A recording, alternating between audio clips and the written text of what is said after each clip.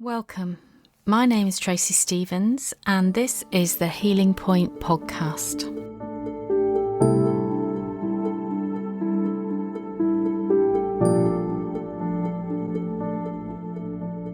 So thank you so much for joining me today.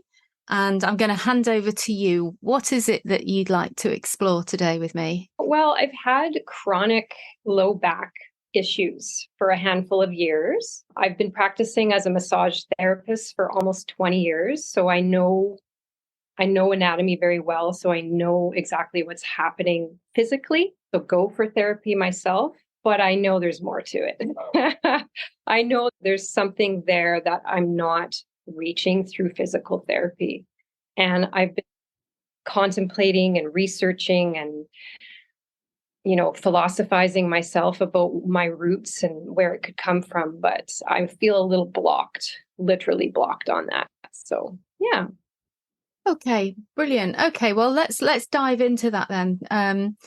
So if first of all, I can just ask you just about how it feels, what's actually happening in your back? What does it feel like for you? What does it stop you doing? Literally stops me in my tracks at times. It's not severe pain per se. It's more of a locking, especially if I want to flex forward in my body. And my job is a lot of flexing forward. So I know that's part of the problem. Also, just I get scared. It's going to prevent me from doing the things I want to do in my life. It did. In 2021, I woke up with the worst sciatic pain I had ever had in my life. Right. Completely crippled over. And I found out that it was from a herniated disc. I'm terrified that's going to happen again. So I'm sort of scared of that. So was that the first experience with back pain then in 2021, was it? Leading up to it, it's always been an achy area of my body. I've been able to keep it at bay by getting massages myself, seeing a chiropractor, I see an osteopath, but it seems to creep up. And I do recognize when I'm highly emotional, it gets worse. So I do know there's something else in the layers there. So yeah, leading up to my herniated disc, I was under a ton of stress, like most people during COVID, trying to hold a business together and trying not to upset anybody by creating my own environment to work in. It was a difficult time. Mm. A lot of the pressures of that time led up to the herniation. The inner pressure and the outer pressure of my life was pretty intense at that time. So Interesting. So I've already got like a whole ton of questions in my mind from what you've said so far. But before I dive into those questions, I'm just wondering, because you said that you've already explored this, and I'm wondering what came up for you with your explorations of this back pain. I would say a feeling of security, lack of security. I definitely have times where I don't feel secure. I don't feel like I have other people supporting me, but I don't know if I can completely support myself. So I know there's something about security. There's definitely financial stress. Mm. I'm very aware of financial stress in that area of the body because of the foundation. And that goes really far back. Who doesn't have with money? Right?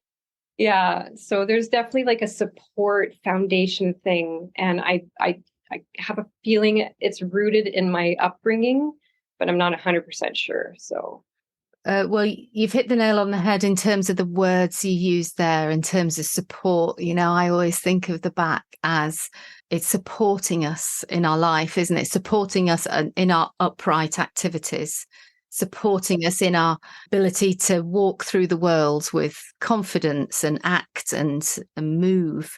And whenever there's a back pain issue, I always think, okay, so something is literally holding you back from moving forward.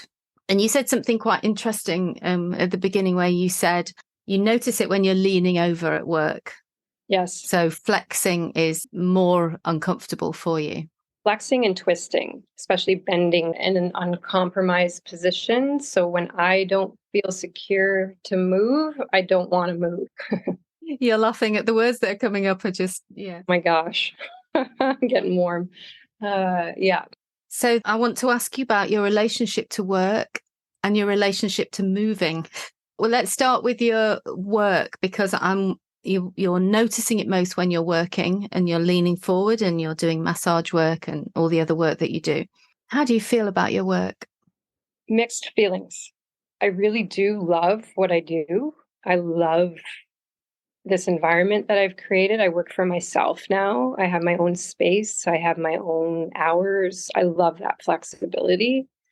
I had to do that over the years. I realized I work well with others, but I really work well when I can set my own space and time.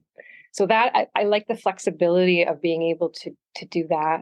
Every day I come in, I wonder if I'm going to be hurting at the end of the day, though. So that's a hard one, because it's usually by the end of my shift when I start to feel the pain coming in and not knowing if I could come in the next day. And yeah, I've had to reduce the amount I work on as well. It's just too physically hard on me.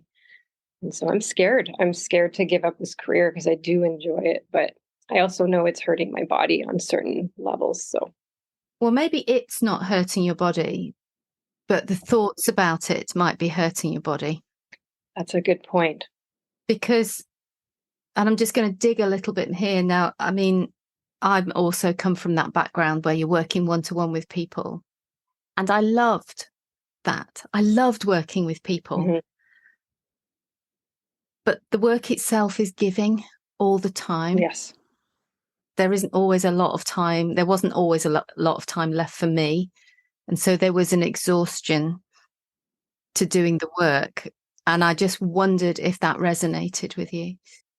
Absolutely. Yeah. There's days I'm good. There's days where I feel I have the power in me. I have the energy. I'm connecting. It's working. It's flowing. And then there's days where it's hard.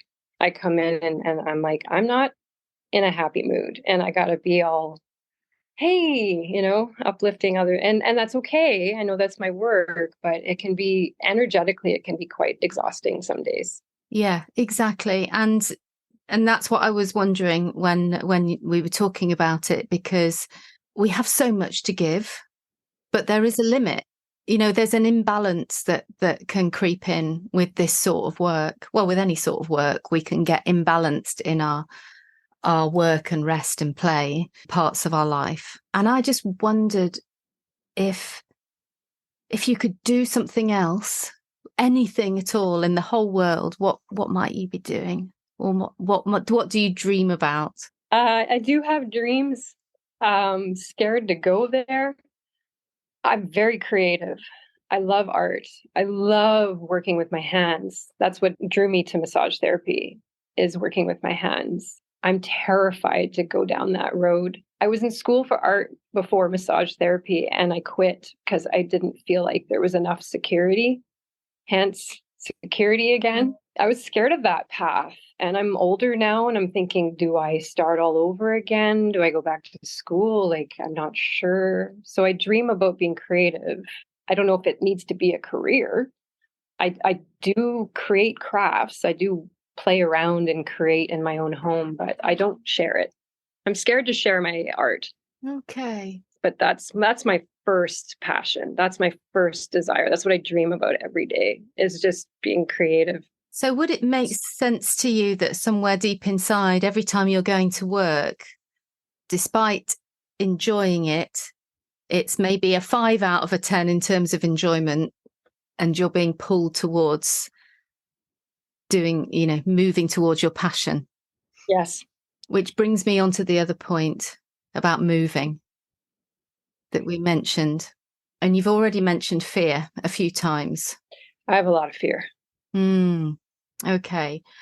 Well, I'm assuming from what you said, the fear's around money. Yes. And the security. Yes. Is that the whole thing? Yeah. I have debt I'm trying to get out of right now. I have debt from running a business and COVID shutting me down. I'm crawling out finally. I'm kind of seeing the light at the end of the tunnel, but it's been quite the climb. And so it's scary to just quit a job that pays me well right now. I'm not saying I want to quit, but sometimes I dream about quitting. Yeah.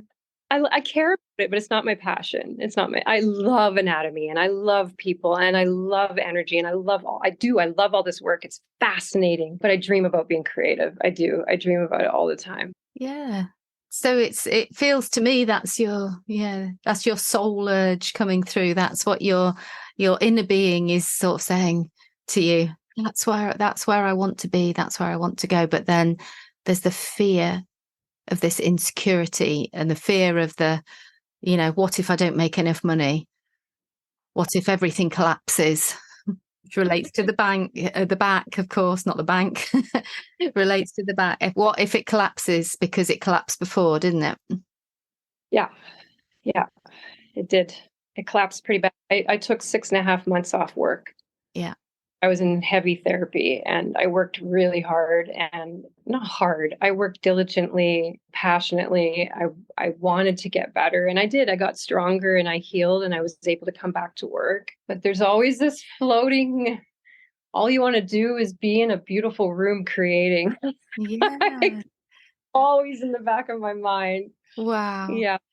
Well, I know. We have to go there really because this overriding fear of the lack Mm-hmm. and the lack of money has its roots somewhere in the past. For sure. Is there a story related to that in terms of your childhood and the way you grew up? I was very blessed to grow up in a home that I was provided for. I had food, I had a roof over my head.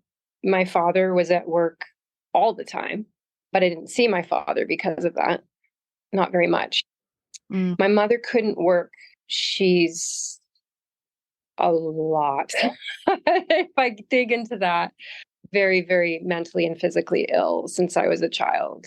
So she wasn't able to be there for us growing up, my sister and I. So she was when we were little. And then when I was about 8 years old, it just stopped. She just couldn't. She was in bed all the time. So what was that like for you? it was difficult. I've had a lot of talk therapy to try to sort out my feelings from the past, but I still struggle with it. And our relationship to this day, my mother and I, is still not great. Yeah, it's a tough one. It's a complicated one. She's got every ailment you can think of under the sun, from fibromyalgia to arthritis, diabetes, you name it. So it's difficult. I also was her therapist when I was young. She came to me a lot. And that was really tough. I didn't know any better. I thought that was what my relationship was supposed to be, was to help my mom. I eventually created boundaries later in my life to stop. Great. So I try my best not to go there anymore, which she didn't like. No. But my father just worked a lot. That would sort of be it in a nutshell. So there's some difficult childhood experiences there. Yes. In terms of a mother who wasn't able to give you the stability that you needed. No, she emotionally could not be there for myself. So I had to figure it out on my own. Yeah. I had zero support when it came to figuring out what to do with my life. I had to figure it all out on my own. It was tough. And because you had to figure it all out on your own, you become independent and you start working and working hard, but these things, they catch up with us, don't they? And can you see the relationship there between that lack of stability in your childhood and this lack of stability in your back? Yes. It's funny. I have a husband that's so beautiful and wonderful and supportive and kind, and we live together, obviously, and I have this network, but there's still something in my root that doesn't feel it's something from my past. I know it is. It is. And back pain is always, it's at the back, it's behind us, it's the past. It's all those things. Yeah. So I'd just like to reflect back to you that actually that is only one part of you, the part that feels unstable, the part that feels insecure, the part that is in fear. Mm-hmm. That's one part of you. But you've got another part that is saying, come this way, come into this creative world. This is what you were born to do. Yes. You've got that part as well. And you've got this sort of adult part in the middle who's just trying to work with both sides of the coin here. Yes. So I'd like to invite you to do a little bit of work with me on that fearful side. Okay. And here there's a pause in the recording while we connect to the inner child and do some deep and profound personal work. It's inappropriate to put into the podcast, but connecting these hidden parts of ourselves is very powerful and has the potential to be extremely healing. And we return after this segment. So, does this create possibility in your mind? Yes. Notice when you sit on the side of possibility and creation, you can't sit in fear. True. Yeah. And how does it feel in your body to imagine yourself in your space and creating and drawing? Yeah. Fun. Just expressive and playful. It's playful and yeah. And I just want to bring joy to other people. I have joyous, fun things I want to create, and I know I can bring joy to others. So. And if you can bring joy to others, then joy is the same as abundance. Right. I haven't connected those two words before. Joy, love is the same as abundance. It will flow to you. Okay. So can you see the contrast between working in fear and working in joy? Yes. Oh, it moves. It's like dance. I love to dance. So it's movement. It's movement. It's freedom. Oh man, this all is making sense. It's the freedom to move comfortably and just play and enjoy the way my body can create, my hands can create without being scared of what my take on. I'm not taking on anything. I'm giving. It's more of a giving. Oh, you're blowing me away. It's you. You're doing it. It's just coming up through you. You're just connecting the dots. It's wonderful. It's amazing. You know, I've always had close people in my life tell me, you have such a strong, like, playful inner child. You bring that out in other people. I'm like, what are you talking about? You know? And now I'm like, oh yeah, maybe that's because it's my creativity waiting to bring that. I'm excited. Yes. You've just tapped into something that's inside of you and has been inside of you since you were a child. Yeah. Yeah, like I'm even like, I feel like I'm breathing lighter. Yeah. So just notice how you've just shifted a belief. You know, you've gone from that belief that art and creation isn't going to bring me any money or isn't going to bring me abundance, to this belief that actually that is the path forward. That seems like the only path forward. It brings joy, and joy is abundance. Exactly. I am blown away. I don't have words. Oh, wow. I can't thank you enough.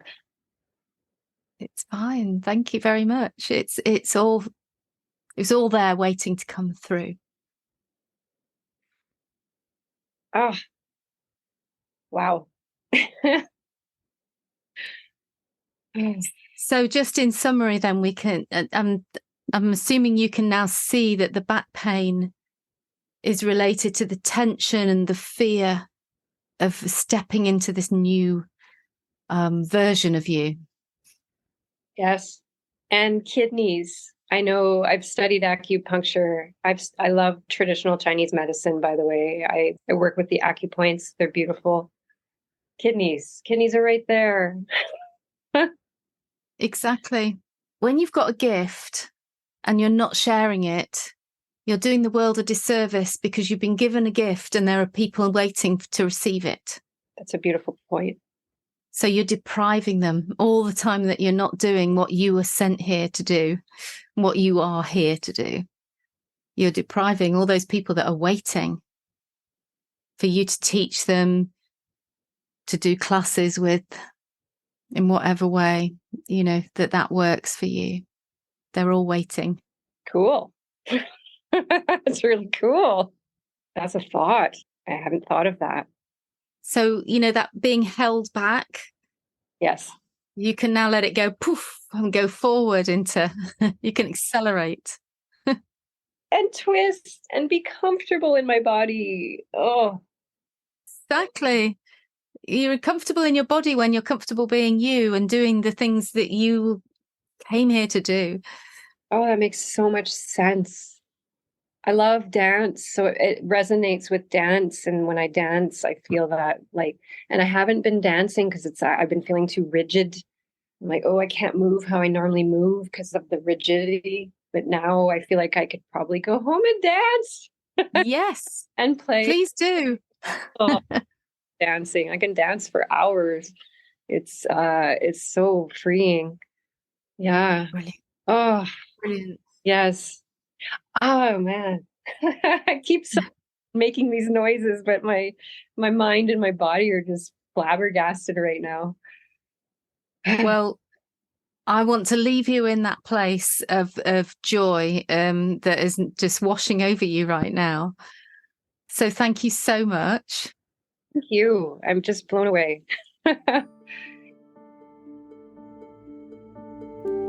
Thanks for listening.